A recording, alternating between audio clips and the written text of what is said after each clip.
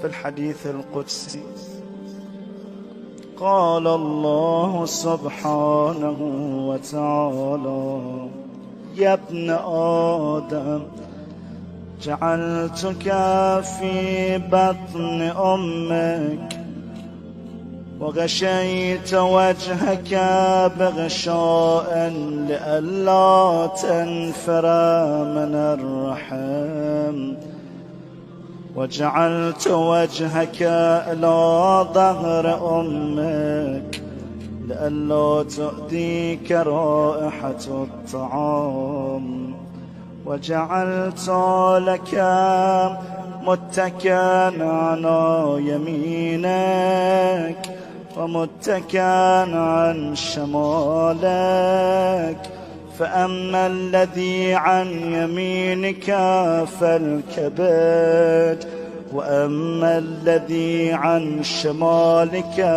فالطحال. وعلمتك القيام والقعود في بطن أمك، فهل يقدر على ذلك غيري؟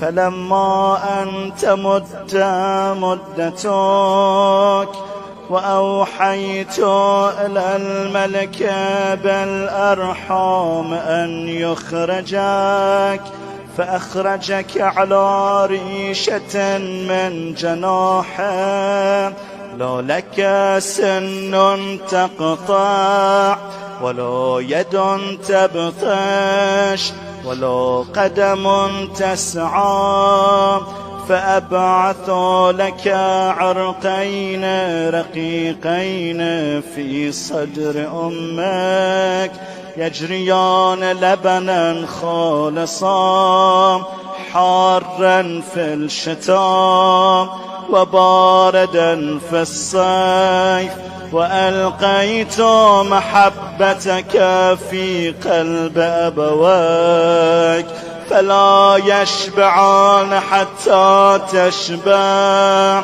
ولا يرقدان حتى ترقد.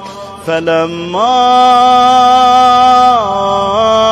قوي ظهرك واشتد أزرك برزتني بالمعاصي في خلواتك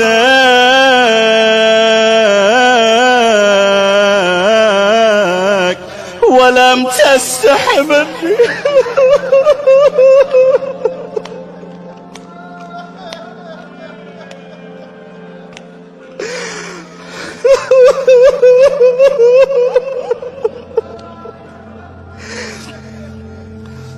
ومع هذا إن دعوتني أجبت،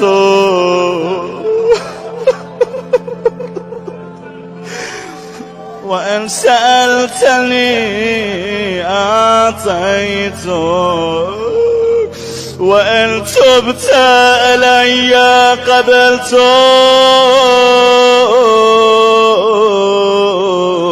إلهي العاب، إلهي العاب، إلهي العاب.